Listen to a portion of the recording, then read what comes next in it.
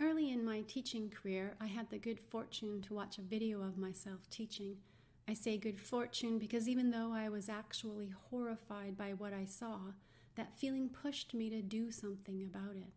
What I noticed was that I spent a lot of time talking, and the children, well, let's just say that I did occasionally pause long enough for them to get in a word or two, and then of course, being the good teacher that I am, I would revoice what the student said, just to make sure everyone heard it. But what I hadn't realized was that the teacher talk moves I was making were hindering the kind of classroom discourse I actually wanted.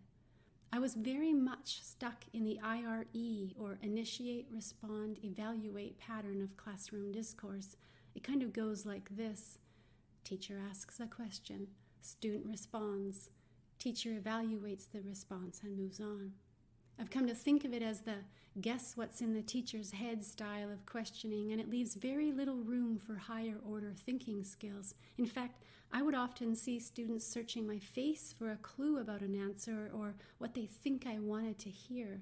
I think we teachers have unwittingly trained children to do this, so it's not surprising that I started off my career with this pattern. It wasn't all bad, though. I realized the questions I was asking had the potential to elicit student thinking. I just wasn't very good at the listening part. I expected my students to listen to me, but I wasn't really listening to them, and I seldom asked them to listen to each other. Wanting to change this, I focused on two teacher moves in particular, wait time and revoicing. Some of you may already be familiar with wait time, which is allowing some time after posing a question for students to respond.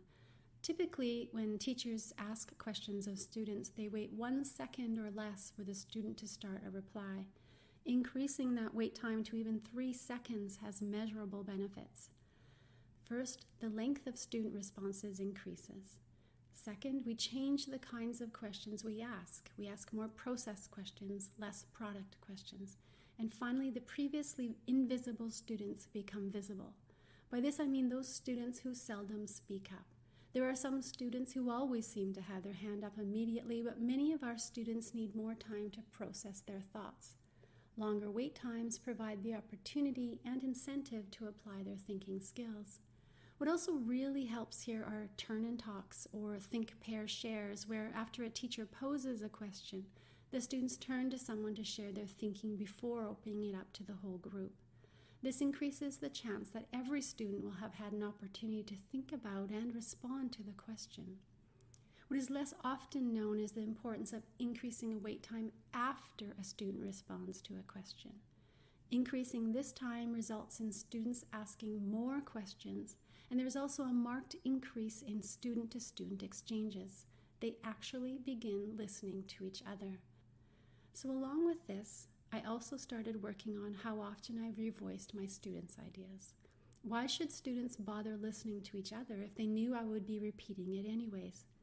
So instead of immediately restating a student's contribution, I allowed it to linger in the increased wait time.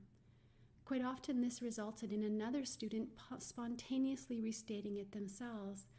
So what you're saying is, or I would prompt it myself by asking for someone to rephrase it for the whole class.